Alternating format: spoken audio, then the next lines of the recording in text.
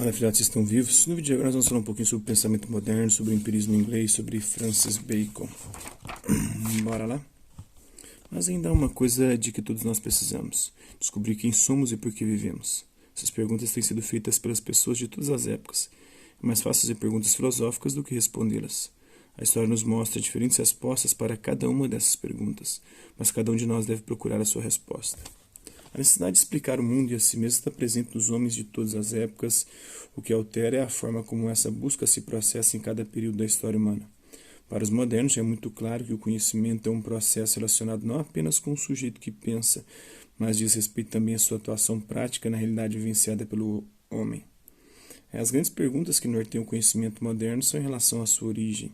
De onde vem o conhecimento? O conhecimento vem da experiência, da razão, ou ambas atuam na produção do conhecimento?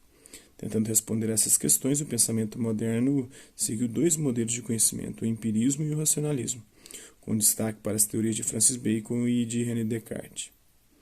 Para os empiristas, as ideias humanas são provenientes dos sentidos, visão, audição, tato, paladar e olfato, o que significa que elas têm origem na experiência sensível e nas sensações. Podemos assim definir o empirismo como uma corrente que pretende que todo conhecimento derive imediatamente do que é dado pela experiência. Os pontos, as linhas, os círculos que cada um tem no espírito são simples cópias dos pontos, linhas e círculos que conheceu na experiência, segundo John Stuart Mill. Como podemos ver na frase do John Stuart Mill, a própria estruturação da mente se dá pelas sensações.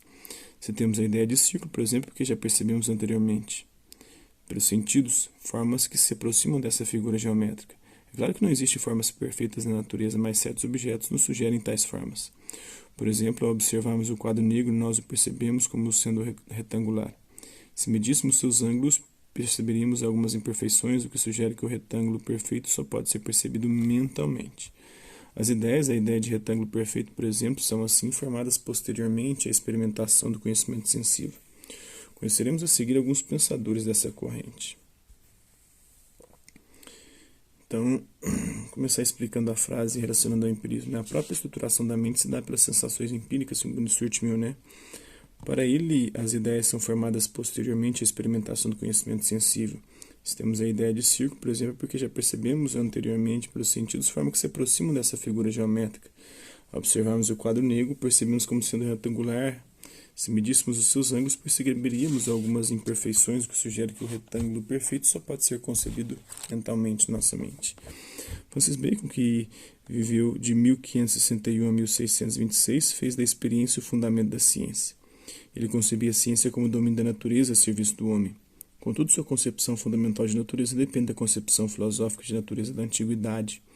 Ele retoma assim os princípios aristotélicos da causalidade dos fenômenos, propondo um método científico experimental como principal instrumento para o conhecimento dos fenômenos a partir da compreensão de suas leis ou princípios. Os jovens são mais aptos para inventar do que para julgar, mais aptos para a execução do que para o assessoramento, e mais aptos para novos projetos do que para atividades já estabelecidas. Porque a experiência da idade em coisas que estejam ao alcance dessa idade os dirige, mas em coisas novas os maltrata. Os jovens na conduta e na administração dos atos abraçam mais do que podem segurar, agitam mais do que podem acalmar, voam para o fim sem consideração para com os meios e os graus, perseguem absurdamente alguns princípios com que toparam por acaso, não se importam em como inovar o que provoca transtornos desconhecidos.